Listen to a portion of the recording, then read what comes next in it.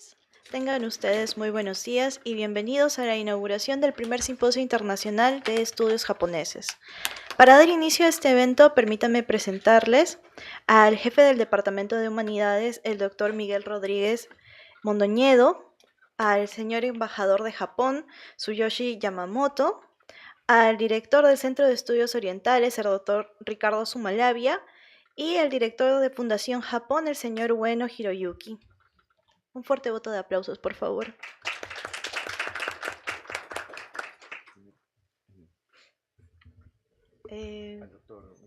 Empezamos con las palabras del doctor Miguel Rodríguez Mondoñedo. Muchas gracias.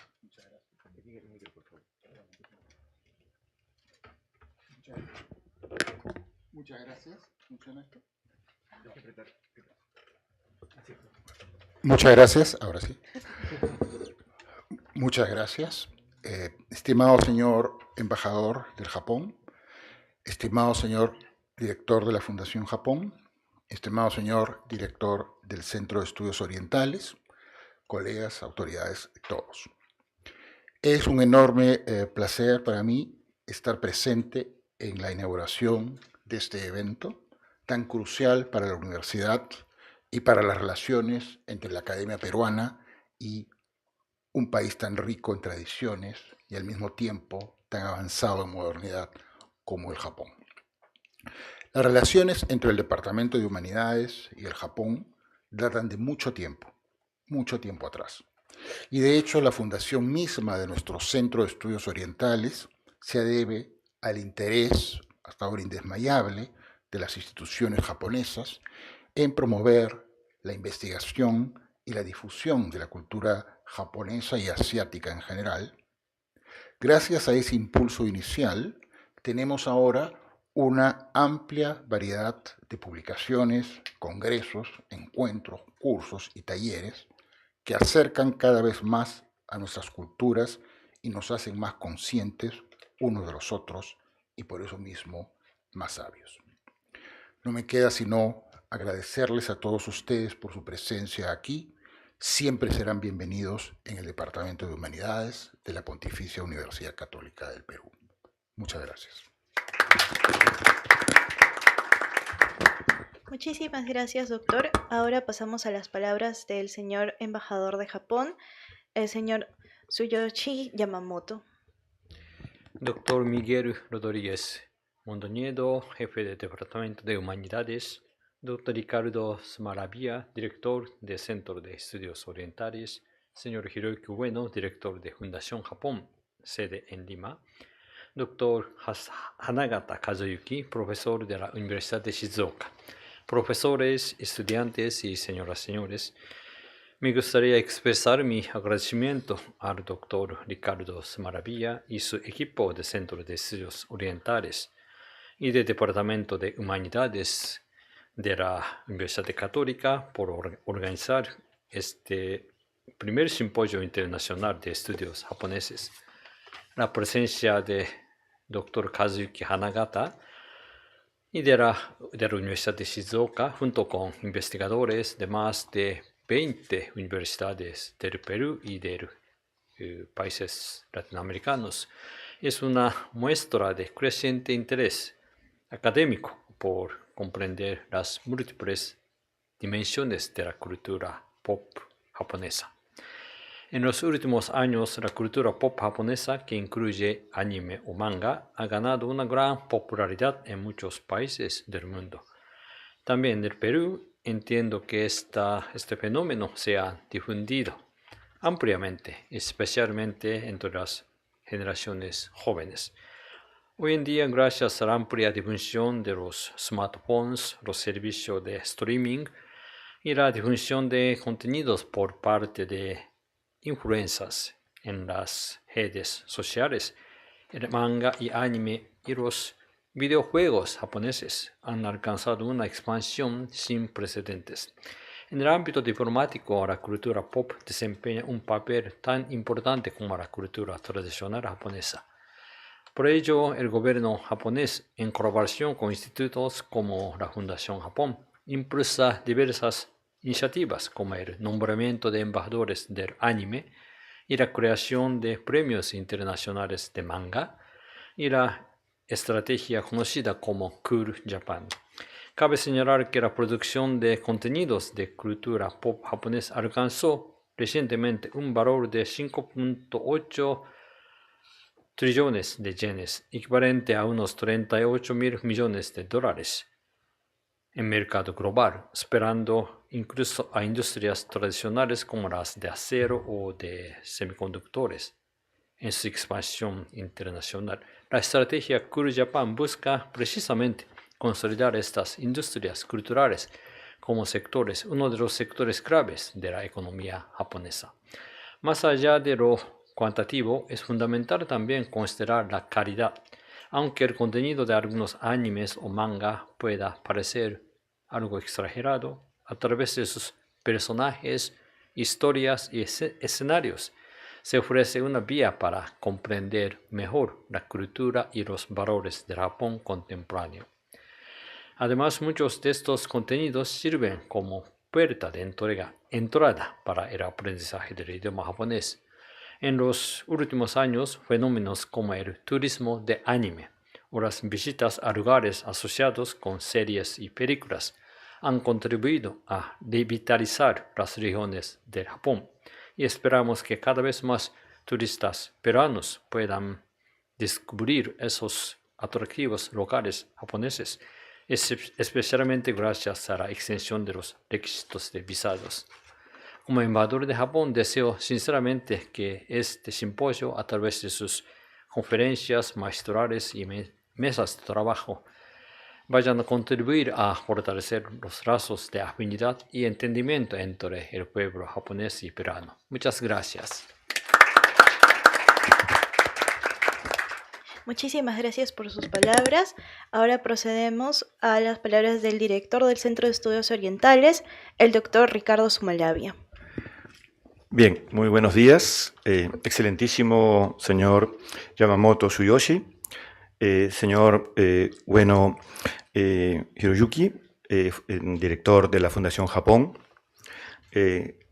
doctor Miguel Rodríguez Mondoñedo, jefe del Departamento de Humanidades de la Pontificia Universidad Católica del Perú, estimados colegas, personas que nos acompañan tanto presencial como a través de las redes, de las tecnologías que nos comunican y que permiten que este primer simposio internacional de estudios japoneses que va a tratar acerca de las industrias culturales de Japón se lleve a cabo aquí en nuestra casa de estudios.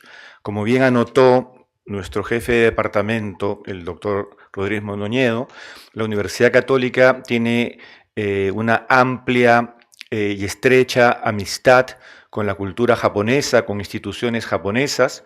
Siempre hemos trabajado de manera directa, intensa, con la Embajada de Japón, con los distintos embajadores, agregados y agregadas de cultura, quienes gentilmente han compartido y comparten con nosotros los eventos, propician los intercambios, de tal manera que también vamos a contar en este simposio con la presencia de profesores de Japón, como también ahora especialistas de América Latina, profesores de Japón como el profesor Kazuyuki Hanagata, la profesora Satomi Miura, especialistas latinoamericanos, también como nuestro invitado, el profesor Fernando Villaseñor, que viene desde México. Aquí quiero destacar que el profesor Hanagata fue un profesor invitado, también gracias a la Fundación Japón, hace 25 años. Que entonces ya es de la casa, ya es de la PUC. Él ha venido en otras oportunidades y ha trabajado constantemente a través de plataformas digitales. También me gustaría recordar que en esta misma Facultad de Estudios Generales Letras, hace ya más de 30 años, cuando yo fui estudiante, llevé el curso de Cultura Oriental, así se llamaba en esa época, y fui alumno del profesor Nakaoka Soji, un profesor de la Universidad de Osaka, ¿no? La Universidad de Osaka siempre ha estado vinculada también con nuestra universidad, y el profesor Nakaoka Soji ofreció el curso, obviamente, de literatura japonesa. Fue mi primera aproximación a esta cultura y también al Centro de Estudios Orientales, en ese momento sin imaginar que algún día iba a ser el director de esta unidad de nuestra universidad. Y en una oportunidad, no hace mucho tiempo, tuve la ocasión de conversar con el señor embajador y hablábamos justamente de esta anécdota de mi vínculo con la Universidad de Osaka, la cual también visité en los años 90, y también justamente la relación del señor embajador con la ciudad de Osaka, y que por eso también nos complace que esté aquí y que nos acompañe. También mencionar, por otro lado, que este simposio, este primer simposio internacional, originalmente iba a tener solo 2 días de ponencias. Sin embargo, dada la gran cantidad de envíos de ponencias a nivel internacional para participación presencial, es que nos vimos obligados a ampliar un día más. Por eso es que vamos a ir hasta el día viernes. Si bien iniciamos como un simposio, en realidad ya tiene todas las características de un congreso, dada la cantidad de conferencias. Hay que destacar el rango de edades de los participantes, entre 25 y 35 años, estudiantes de pregrado de los últimos años, estudiantes de maestrías, de doctorados, de países que van a estar aquí en estos días, desde Chile, desde Argentina, desde Colombia, desde México, y por supuesto una gran cantidad de conferencistas nacionales, tanto de la Universidad Católica como de otras instituciones del Perú. Eso nos complace muchísimo, y también mencionar que hemos convocado a los ponentes también para, luego de los procesos académicos debidos, tendremos una publicación, ¿no?, de la mejor producción de este simposio para el año 2026, también gracias al apoyo de la Fundación Japón, a quien les estoy muy agradecido. Igualmente reitero mi agradecimiento al excelentísimo señor embajador y por supuesto al apoyo del Departamento de Humanidades, como la Facultad de Estudios Generales Letras. Bienvenidos, esta es su casa. Muchísimas gracias. Muchísimas gracias por sus palabras, profesor. Y finalmente pasamos a las palabras del director de Fundación Japón, el señor Ueno Hiroyuki. Buenos días, minasan ohayou gozaimasu. Es un gran honor dirigirme a ustedes en la inauguración del primer simposio internacional de estudios japoneses en el Perú, organizado por el Centro de Estudios Orientales de la Universidad Católica del Perú. Quisiera saludar cordialmente al jefe del Departamento de Humanidades, doctor Miguel Rodríguez Mondoñedo, al señor embajador de Japón, Yamamoto Tsuyoshi, y al director de SEO, doctor Ricardo Smarabia, así como todos los participantes que nos acompañan hoy. Este simposio representa un acontecimiento importante en el estudio académico de Japón en nuestra región, reuniendo a especialistas nacionales e internacionales para analizar las industrias culturales japonesas, desde anime, manga y literatura hasta cine, música, videojuegos y diseño, desde enfoques multidisciplinarios que incluyen sociedad, género, educación, historia y soft power, así como nuevas formas de enseñanza y apropiación culturales en Latinoamérica. Este simposio reúne a expertos de Japón, Perú y América Latina, lo que evidencia el diálogo global y la colaboración académica que nos permiten comprender cómo la cultura japonesa se circula y se resignifica en distintas regiones.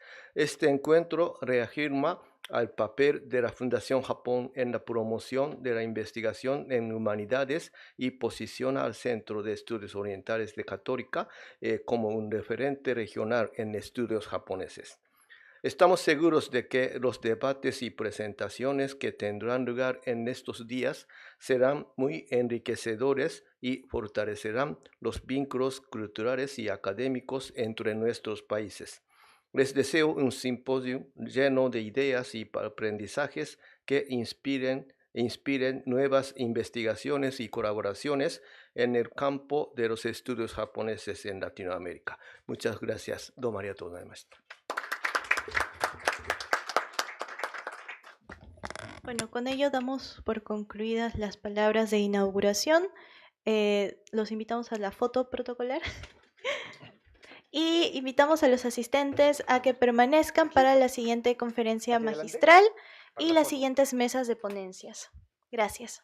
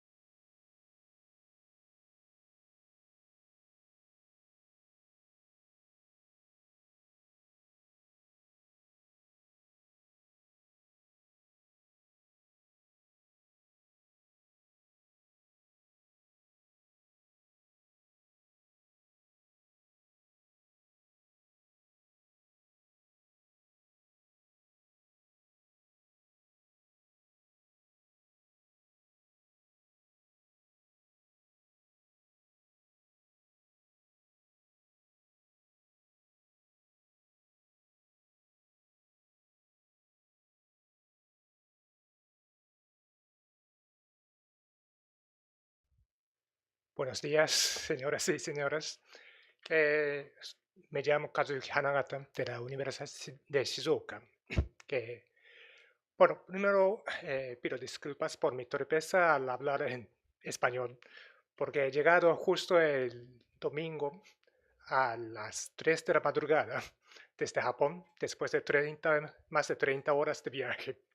Así que me cuesta un poco trabajo recuperar mi habla en español, pero lo haré lo más posible para que no tenga problemas en comprenderme. Y también quiero agradecer a los directores y el embajador que están aquí para realizar este simposio. Especialmente también para mí es un honor que el señor Ricardo Smarabia me ha concedido ese puesto de honor de dar conferencias magistral de apertura. Como Ricardo me ha dicho antes, que mi relación con la Universidad Católica del Perú y con el Centro de Estudios Orientales empezó hace 25 años.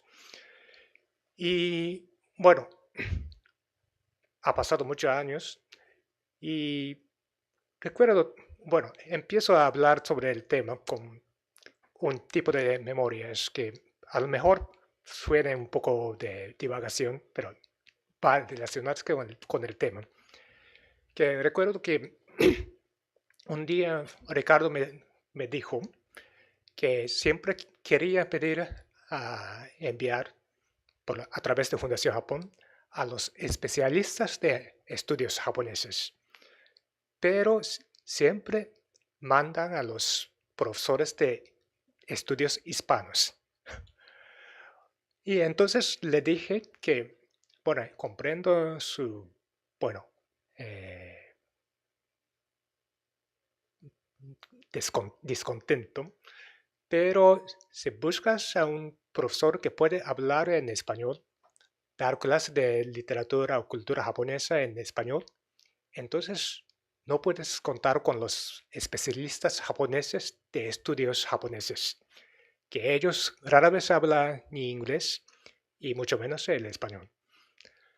Pero entonces yo me decía que, bueno, estoy bastante acreditado para dar clases así, porque hace 25 años que era muy difícil encontrar informaciones sobre la cultura japonesa, especialmente de cultura japonesa contemporánea. Era antes por supuesto, antes de streamings.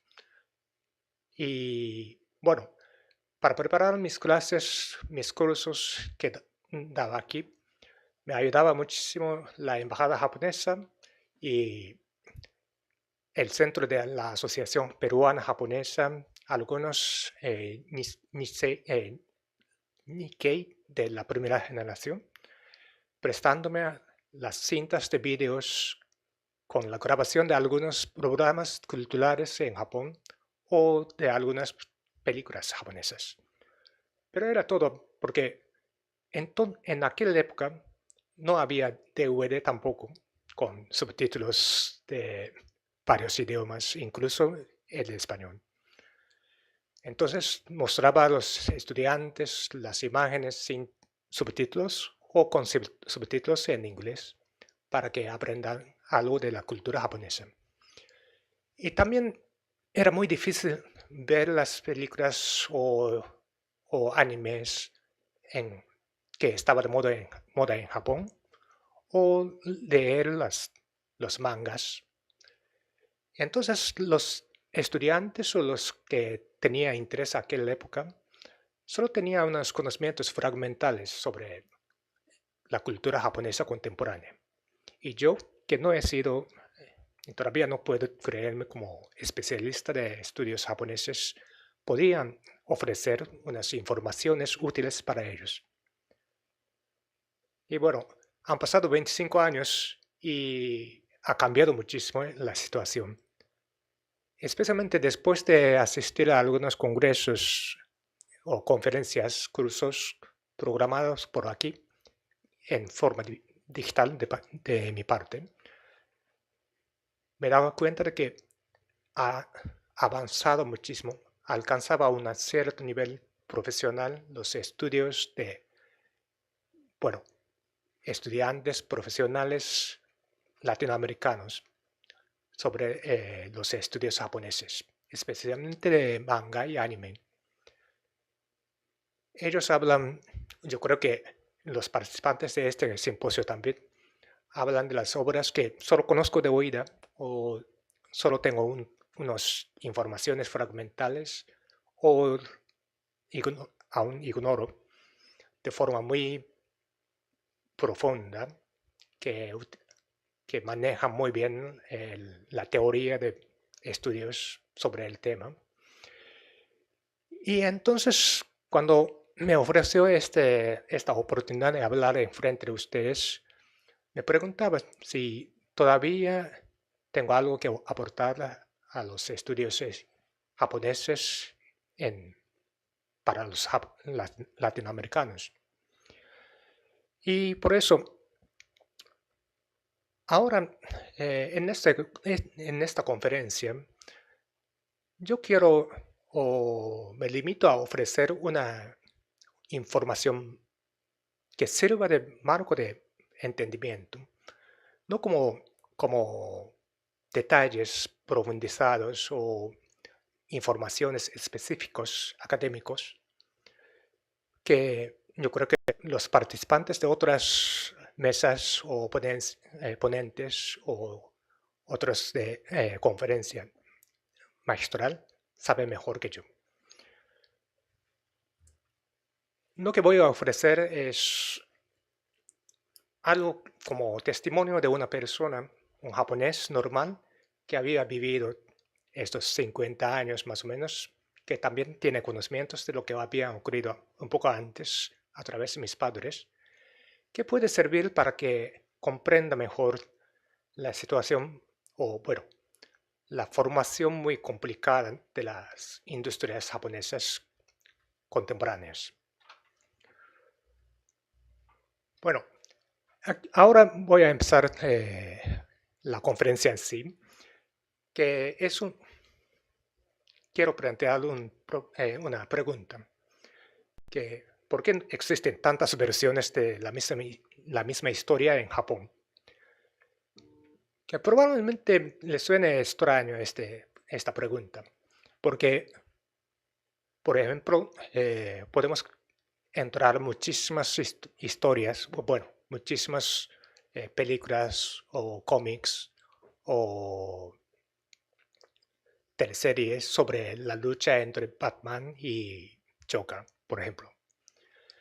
Pero cuando pensamos en esas versiones de tipo norteamericano, nada vez cuentan la misma historia. O sea, los protagonistas son iguales, que se trata el tema de luchas entre los buenos y los malos son iguales, pero la historia en sí es diferente. La película de Tim Burton no tiene la misma historia que la película de Christopher Nolan. Es normal en otros países, yo creo, en general. Pero en cuanto a las obras de Japón, ocurre algo de excepcional. Por ejemplo, bueno, en este simposio también va a hablar sobre la obra. Tomamos como ejemplo Konosekai no Katasumi ni, En este rincón del mundo. Es una obra, la versión original es de manga. Y después se ha producido una versión con actores reales en televisión de 2 horas de longitud, de duración. Después se hicieron la versión anime, que tenía éxito. Y después hay otra versión con actores reales, como teleserie.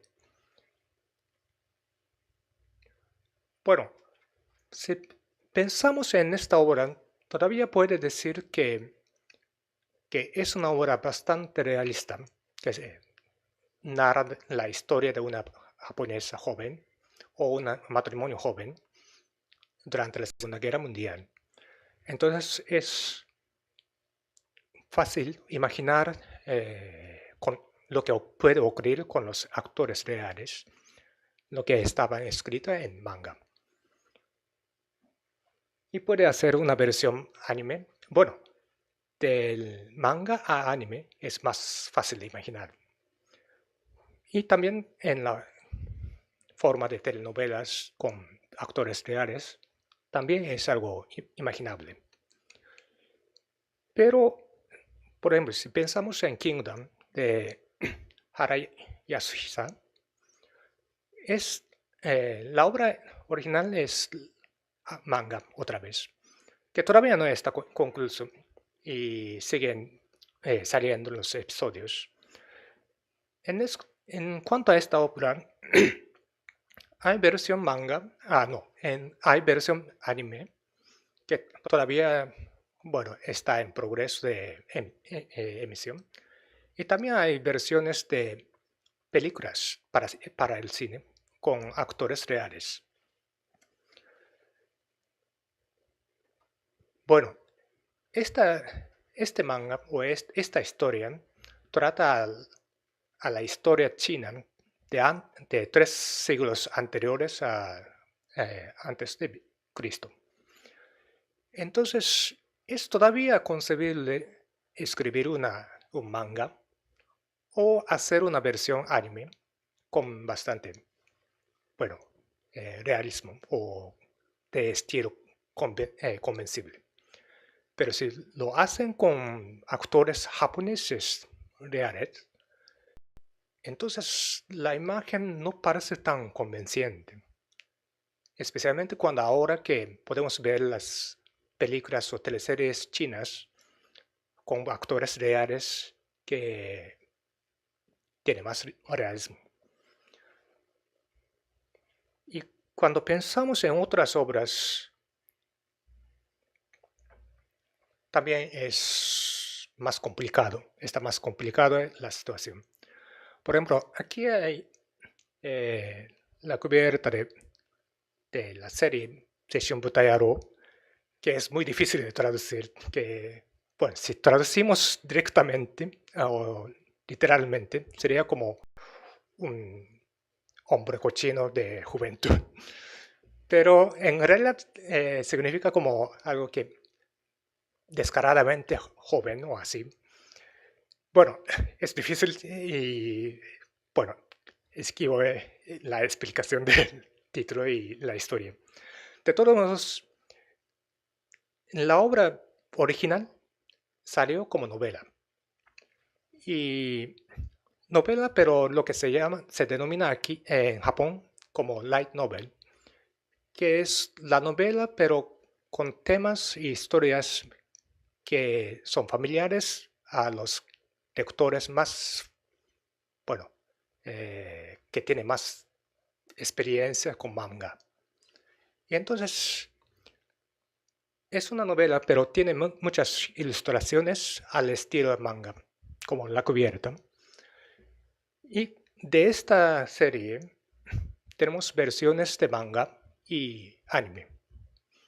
Bueno, lo interesante es que la versión manga ha salido 2 años antes que la versión anime, es verdad. Pero no es que la novela ha sido adaptada al manga primero y después ese manga se ha hecho anime. No.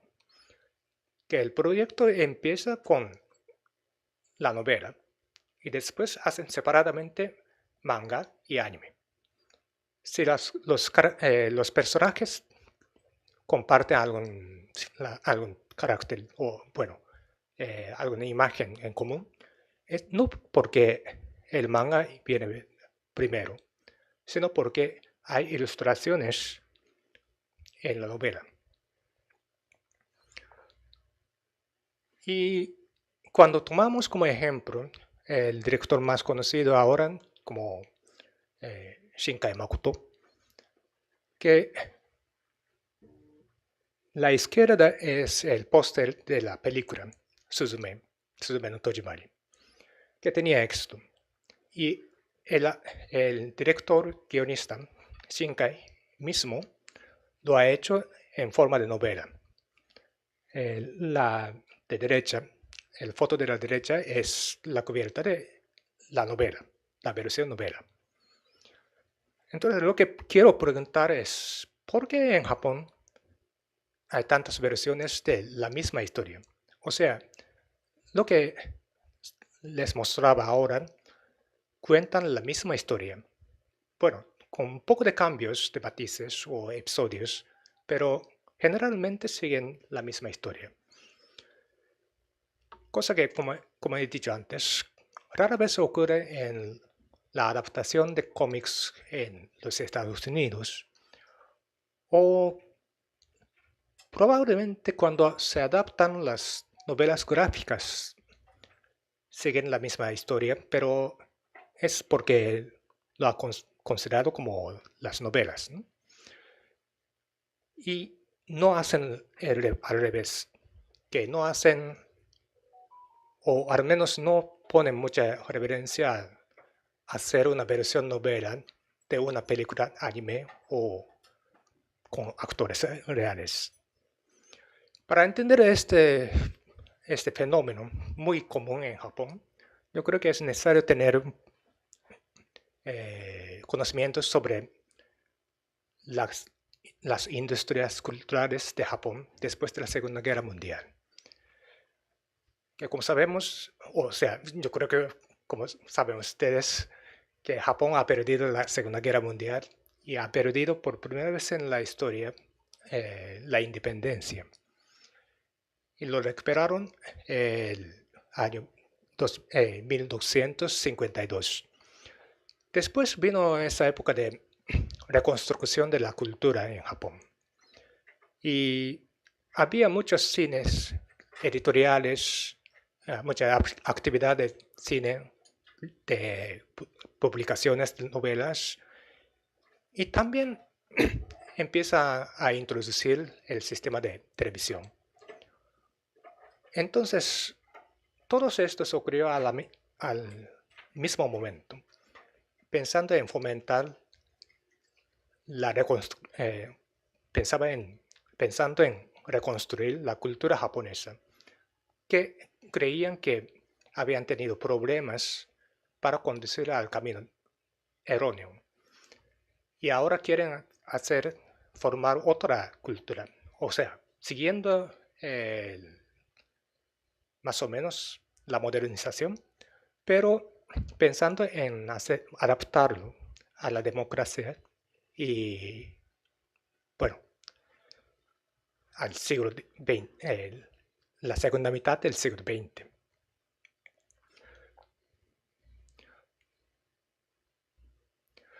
Por ejemplo, en los Estados Unidos, la publicación de los cómics lo hacen las editoriales especializadas en cómics. Pero en cambio en Japón, rara vez, bueno, hasta hace muy poco, rara vez los mangas se han publicado a través de las editoriales especializadas. Las editoriales que publican mangas más o menos se dividen en dos grupos.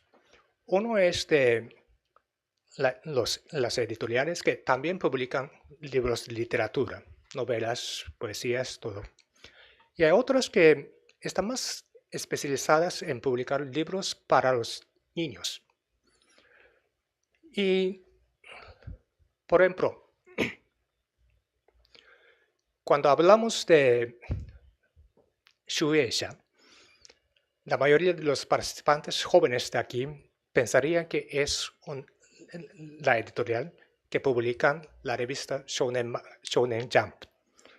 Es muy famoso, ¿no? La foto de la izquierda es de la cubierta. Bueno, Shonen Jump es casi legendario para los seguidores de animes, porque allí se han publicado por entregas Dragon Ball, o One Piece, o Jujutsu Kaisen, o Kimetsu no Yaiba todavía. Ya ha concluido. Pero para nosotros, los hispanistas japoneses, está más reconocido, especialmente a mi generación, por la publicación de la serie de literatura latinoamericana.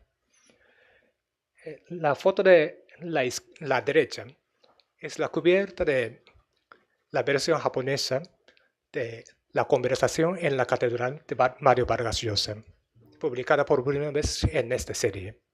Allí se han publicado por primera vez en japonés las obras muy importantes de la literatura latinoamericana, como El otoño de Patriarca, El obsceno pájaro de noche, Tantas veces Pedro, o Cambio de piel y El beso de la mujer araña, entre otros. Entonces, para nosotros, Shueisha no es una editorial de cómics o mangas, sino de la empresa que tratan la literatura también. Bueno, aquí he referido a las obras traducidas, pero también publican las novelas japonesas. Entonces, de aquí yo creo que resulta la peculiaridad de manga, que en Japón casi nadie considera al manga como parte de artes visuales o de bellas artes. Tiene más parecidos con la literatura, especialmente la novela o el cine. Y en Japón las editoriales tienen la costumbre de tener una fuerte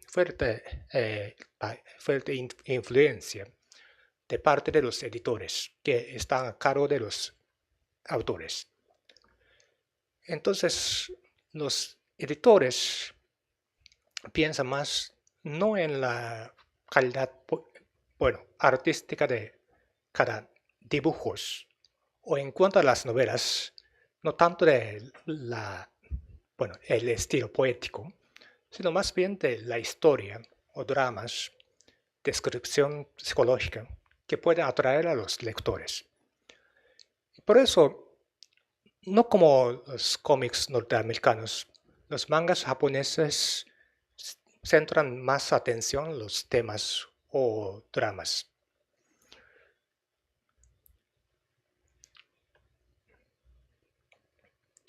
Bueno, de ahí saben que vienen que los mangakas se aprecian no tanto, bueno, no puedo decir no tanto, porque hay mangakas famosos por la perfección artística de sus dibujos, como Clamps o como otros. Pero en general, cuando hablamos de los mejores mangakas, hablamos de la profundización del tema o análisis psicológica y esas cosas. Y a pesar de tener una influencia muy fuerte, los editores, no como en los Estados Unidos, el derecho de autor de los personajes o la ambientación no pertenece a las editoriales, sino se considera como creación artística de cada mangaka. Y ahora hablamos al otro grupo de editoriales que también publican los libros o revistas para los niños. Entonces aquí hay otra peculiaridad japonesa, que por ejemplo, la foto de izquierda es muy familiar para los fans de manga japonés, ¿no? Que es Doraemon. Y el Doraemon se habían publicado en las revistas de Shogakkan. Shogak significa la educación primaria. O sea, Shogakko significa las escuelas primarias. Entonces, Shogakkan publican revistas especializadas para cada año escolar de la escuela primaria, como Shogaku Ichinense, la revista que se titula el primer año escolar de la educación primaria y el segundo año, tercer año. Y allí sí que se ponen también mangas para atraer el interés de los estudiantes. También ponen fotos o ejercicios de matemáticas, etc., que sirven para los niños de educación. Los mangas publicados en estos medios, estas revistas, tienen una connotación más moralizantes o más educativas. Y los estudiantes, los lectores se quedan acostumbrados a leer artículos con fotos de modelos reales y mangas.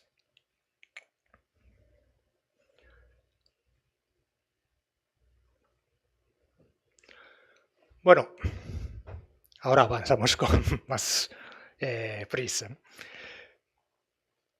Y ahora vamos a pensar sobre la peculiaridad de hacer la versión cinematográfica en Japón.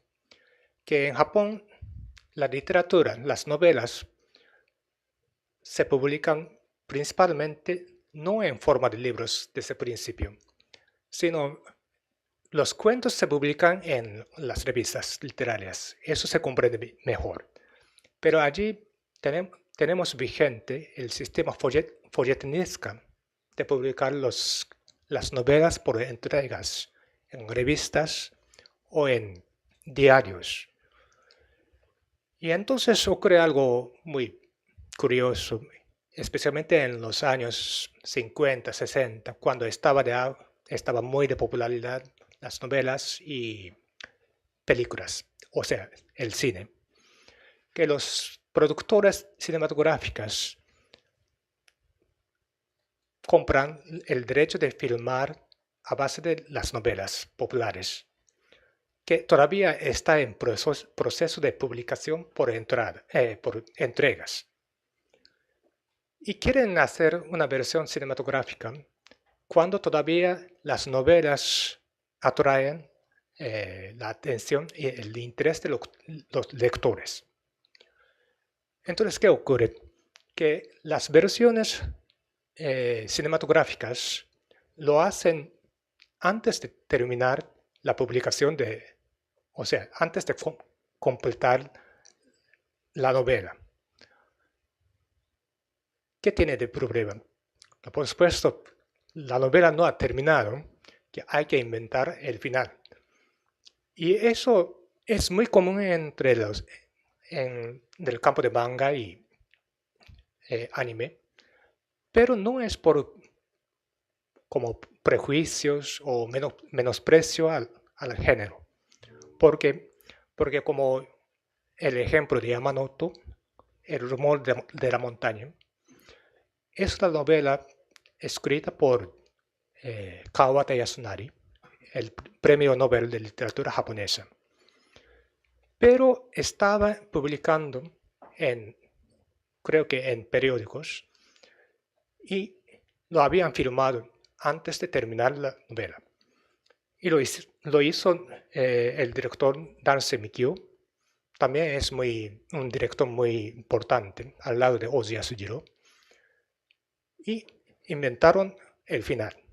Entonces hay dos versiones de Yamanoto, El rumor de la montaña, basado en la novela de Kawabata, pero tienen diferentes finales.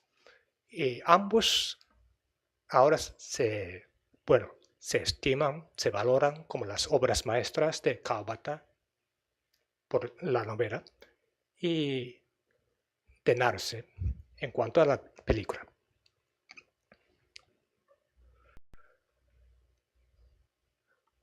Bueno, así que ya en la época de la filmación de las novelas, los japoneses están acostumbrados a ver las diferentes versiones al mismo tiempo, con a veces diferencias tan grandes como el final, pero lo asumen como unas variaciones.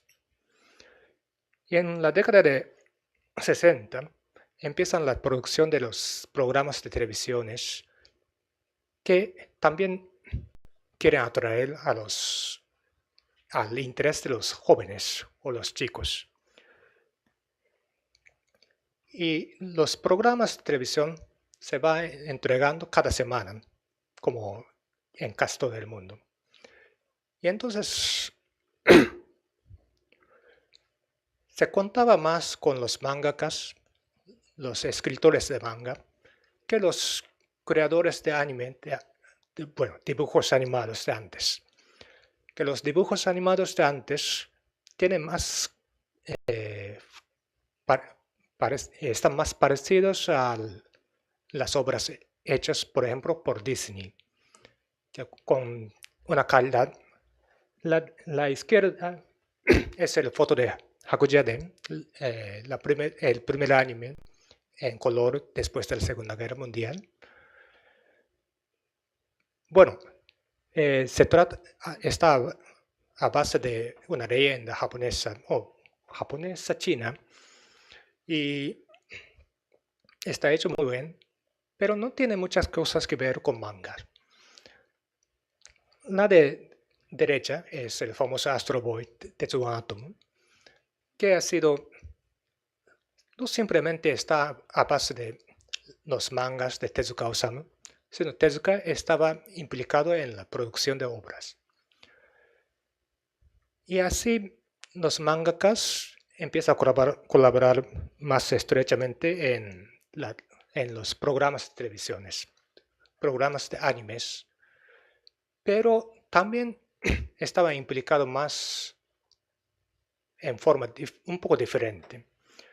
Y de eso hay que pensar en otro mangaka muy importante, Ishinomori Shotaro. O Ishimori Shotaro. Antes se llamaba Ishimori y luego se cambió el apellido por Ishinomori. Ishinomori tiene un valor histórico al crear varias series que todavía son vigentes en los programas de televisión. Por ejemplo, el serie de Kamen Rider también serie de Sentai Mono, que se trata de escuadrón de 5 o 6 miembros que en general se comportan como gente normal y cuando ocurre algo se transforma para formar un equipo para luchar contra los mares, ¿no? Bueno, nosotros lo habían inventado el Ishinomori, pero lo hicieron de una manera especial. Que Ishinomori, con los productores de televisión, bueno, organizaron más o menos cómo avanzar la historia, los personajes, los diseños de los buenos o los malos, y escriben el manga. Y los productores de televisión producen series televisivas sin relacionarse. O sea, Ishinomori es un poco diferente que otros mangakas. A Ishinomori no le gusta escribir historias basando en los guiones de televisión. Por eso comparten los mismos personajes, pero hacen historias un poco diferentes y salen casi al mismo tiempo en el mercado. Uno por manga y otro como teleseries con actores reales. ¿Y qué ocurre? Que los japoneses como nosotros, que tenían la edad de, 5, 6, 10 años de edad cuando se produjeron esas obras, estamos acostumbrados a ver publicados en revistas semanales los episodios en manga y ver en la televisión otros episodios con actores reales. Pero comparten más o menos los mismos personajes. Y después ocurre algo curioso, que manga puede ser anime y el anime puede ser teleserie con actores reales, pero sin considerar cuál es mejor o cuál es el original. Y ocurre como el caso de Sailor Moon, que Sailor Moon ha sido, el original es manga para las chicas. Y también hay versión anime, que tenía mucho éxito. Y la foto de la derecha parece un cosplay, pero es la foto de la teleserie con actores reales. Bueno, si llega a este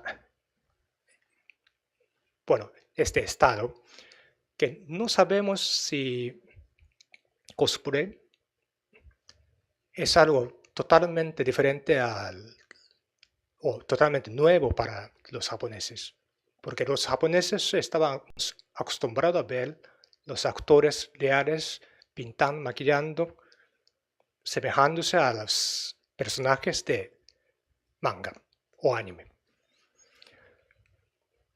Así es que, ya hay que dar prisa, ¿no? Bueno, entonces los japoneses estamos acostumbrados a ver la versión novelas, versión cines, versión mangas, versión teleseries con actores reales de la misma historia, con un poco de variaciones, a veces con variaciones muy grandes como el final, pero todos salen al mismo tiempo al mercado y disfrutamos cada uno. No hay diferencia de valoraciones según los medios, sino más bien del nivel de perfeccionamiento de cada obra. Bueno, hay que pasar por ahí. Bueno, ahora vuelvo a la literatura, que en cuanto a la literatura, también en los años 80 sufría un poco de problemas, igual que los productores cinematográficos, que no se vendían tanto las novelas y no se vendían tanto las películas, ahora que tienen más ventas, más popularidad, mangas o animes o televisión. Entonces, la editorial Kadokawa Shoten tiene una propaganda muy eficaz. Bueno, no es una invención, pero hizo una propaganda muy eficaz en esa época. Kadokawa Shoten es una editorial. Entonces tiene derecho de autor de muchas novelas. Crean una sección de producción de cine y hacen películas a base de las novelas y promocionan al mismo tiempo las dos obras, o sea, la película y las novelas. Eso tenía mucho éxito y todavía hay muchos directores de animes que habían influenciado por Kadokawa Eiga, el cine de Kadokawa, especialmente dirigido por Obayashi Nobuhiko, que estaba como, bueno, preferido entre los jóvenes de entonces. Por ejemplo, hay una obra que se llama Toki o Kakeru Shoujo, la chica que corría a través del tiempo, que primero tiene como base el cuento de Tsuya Ashtaka, cuento o novelita. Y lo filmó Obayashi con idol de entonces Harada Tomoyo, y la versión con actores reales es de izquierda. Y luego, hace poco tiempo, hizo una secuela el director de anime Hosoda Mamoru. Es la versión de anime, pero contando con la participación de Harada en el mismo papel. Bueno, participación solo de voz, pero está bien pensado que se relacionen. Y además, la foto de derecha es la portada de la versión novela que salió por la editorial Kadokawa después de anime, que está basado en la versión anime y no en el cuento. O también podemos pensar en otra obra de Obayashi, Tenkose, los chicos que vienen desde otras universidades. Es la foto de izquierda. Bueno, entonces se trata de una historia basada en un cuento, una novelita para los chicos sobre la experiencia de cambiarse el cuerpo de un chico y una chica. Era la educación de sexualidades para los chicos. Y después Obayashi lo filmó cambiando la edad de los chicos a los adolescentes. Y después esta obra sirvió como uno de los fuentes de inspiración para Kimi no Na wa de Shinkai Makoto, que se ve a la derecha. También hay que pensar bien que no solo es homenajes hechos por los directores, sino que las dos películas de Hosoda Mamoru o de Shinkai Makoto están producidas en colaboración con Kadokawa Shoten. Bueno, así que en Japón no es nada normal, no es nada anormal ver tantas versiones de las mismas historias. Si regresamos al principio, cuando hablaba de las versiones de Seishun Butayaro, la novela original de Seishun Butayaro estaba publicado por Kadokawa Shoten, que no tiene marcas para los sellos para manga, pero sí para light novel, y hacen animes. Bueno, así que probablemente cuando estudiamos cada obra o cada director es un poco difícil relacionar la producción de otras versiones que se corre al mismo tiempo.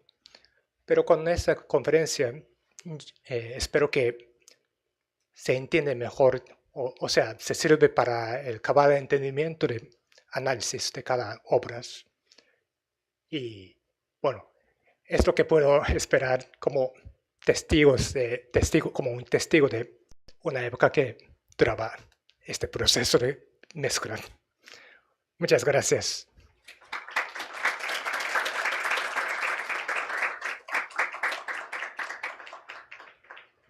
Ha pasado mucho tiempo. Bueno, muchísimas gracias, profesor Hanagata. Ahora tal vez podemos abrir alguna ronda de preguntas. Si es que alguien tuviera alguna pregunta.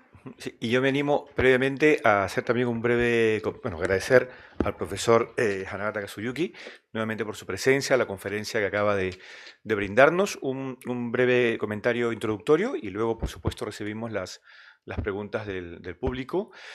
Es bastante interesante lo que nos ha ofrecido y también poder, por ejemplo, comparar con la experiencia peruana, a propósito de, él inició hablando de su propia experiencia, de una exposición testimonial, digamos, inicial. Recuerdo hace 25 años también cuando nos acompañó el profesor Hanagata, también coincidió con una rápida visita de otro profesor de la Universidad de Osaka, el profesor Kenji Matsumoto, y habíamos coincidido en que ambos los tres habíamos nacido en el año 68, y yo me acuerdo que hablando de nuestras experiencias, le dije, bueno, porque yo de niño en la televisión veía Astro Boy, y nos quedábamos mirándolo, porque yo también he visto Astro Boy, no, yo también he visto Astro Boy. Es decir, dos japoneses, o sea, de la misma generación, mismo año de nacimiento, o sea, y con un peruano habíamos visto Astro Boy en la televisión. Quiere decir que el consumo, no puedo decir latinoamericano, pero en todo caso sí peruano, y me atrevo a decir también que en algunos otros países de América Latina, empezó primero por la versión animada, no por el manga. El manga llegó a nosotros después, o sea, no teníamos todavía esa capacidad de contraste, salvo, ahí viene la excepción, la comunidad Nikkei. La comunidad Nikkei sí tuvo acceso al manga y al anime, ¿no? De hecho, también por experiencia tenía amigos Nikkei vecinos y yo veía que tenían manga, pero tenían en japonés, entonces yo no lo podía leer, simplemente observaba. Y mi referente era, claro, lo que veíamos en el Canal 7, que era el canal del Estado, es el canal del Estado, y por convenios de la época era que, curiosamente en América Latina podemos decir que con estas generaciones, de los 60 en adelante, hemos compartido esos primeros vínculos con la industria cultural japonesa, ¿no? Pero que rápidamente, por supuesto, cambió y como muy bien lo mencionó el profesor Hanagata, en los últimos 25 años, pues la difusión y la simultaneidad del conocimiento de la industria cultural japonesa es increíble. Lo que se hace allá llega aquí, no puedo decir simultáneamente, pero casi. Las redes lo han permitido, los medios digitales, ¿no?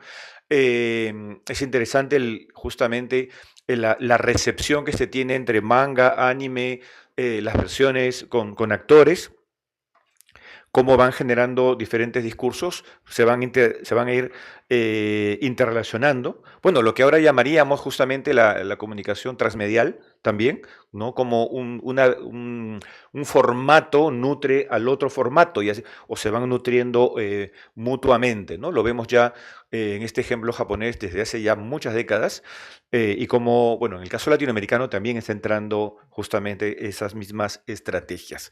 Esto quería comentar y agradecer, como digo, nuevamente la conferencia magistral del profesor Hanagata. Y si alguien tuviera alguna pregunta para que les puedan aproximar el micro. ¿Sí? ¿Alguna pregunta? Aquí hay una pregunta, por favor. Y el micro está aquí. ¿Sí? ¿Está ahí?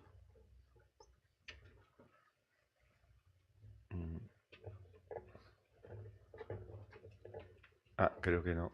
Está el micro. Entonces, bueno, a viva voz y yo, por favor, si tenemos buen audio aquí, buena acústica, perdón. Buenos días, gracias por este evento.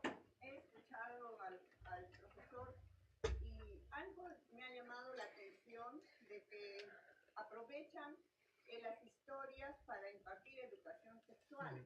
Sobre eso quería que se explaye. Gracias.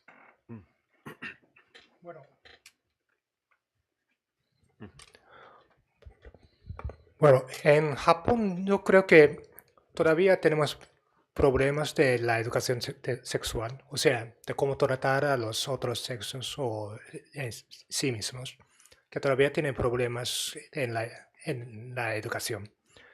Y esa novela que sirvió como base para las historias está escrito por un novelista especializado en los libros para los niños.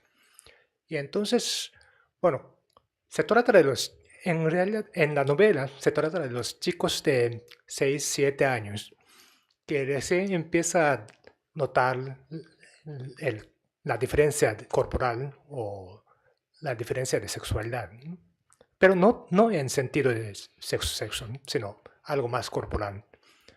Y entonces esa historia sirve para que cada uno, o bueno, el chico y la chica, que aprendan la diferencia del cuerpo, cómo funciona el cuerpo y cómo funciona el género, para tener una relación más sana.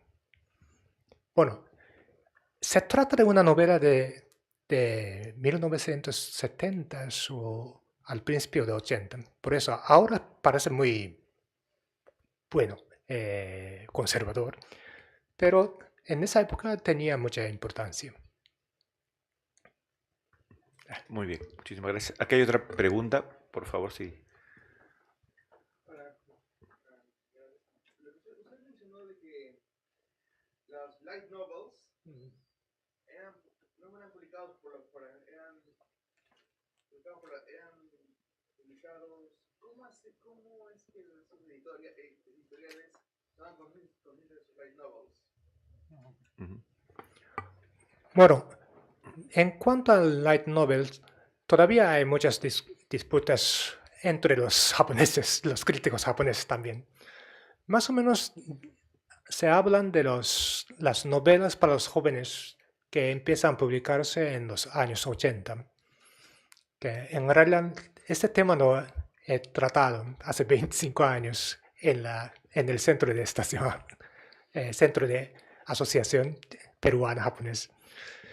Y si abreviamos una historia larga, que más o menos las editoriales piensan publicar las novelas que puedan atraer el interés de los jóvenes que leen más mangas. Entonces, si quieren tratar los temas de jóvenes o temas o las historias de tipo fantasía o ciencia ficción o de la vida cotidiana de los adolescentes, con menos descripciones físicas al menos, y con más conversaciones como diálogos al estilo de manga. Lo que iba a preguntar era ¿cómo hacen sus editoriales para cuando quieren publicar novelas ligeras? O sea, ¿cómo hacen? ¿Les mandan o...? Bueno, es que en Japón los editores tienen mucho peso en proponer los proyectos de escribir una novela. Entonces hay escritores que ahora, después del internet, hay página web que está especializado en los que aspiran a escribir light novel. Pero antes los editoriales encargaron a los novelistas que parece que pueden escribir este tipo de novelas, que hagan una novela con tal condición. Entonces hay escritores como Akagawajiro o Himuro Saeko, Arai Motoko, que escriben también las novelas para los adultos o de literatura, pero también escriben las novelas para los adolescentes. Así. Hay una pregunta aquí, por favor.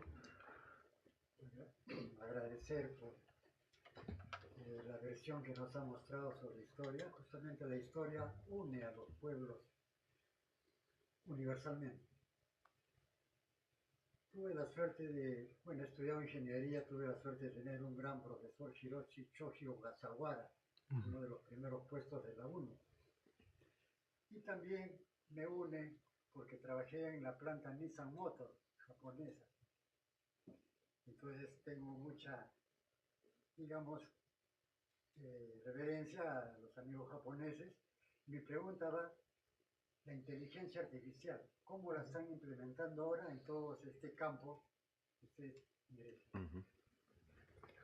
Bueno, es algo diferente de lo que estábamos tratando en este simposio, pero en realidad yo no tengo, yo no tengo miedo, sino que hay un malentendimiento entre los especialistas, entre los especialistas de cómo tratar a la inteligencia artificial en cuanto a la creación artística. Que la inteligencia artificial solo puede seleccionar las cosas, las imágenes o las frases y lo combinan como que se acepten, ¿no? O sea, no crean por su cuenta, sino seleccionan. Entonces, no lo niego como tecnología, y tampoco niego el posible valor artístico de las obras hechas, pero es como un sistema de elegir, por ejemplo, para el jardín japonés, una piedra, no para tarear, sino está hecha por la naturaleza, que no lo crean, pero seleccionan el criterio de cada humano, ¿no?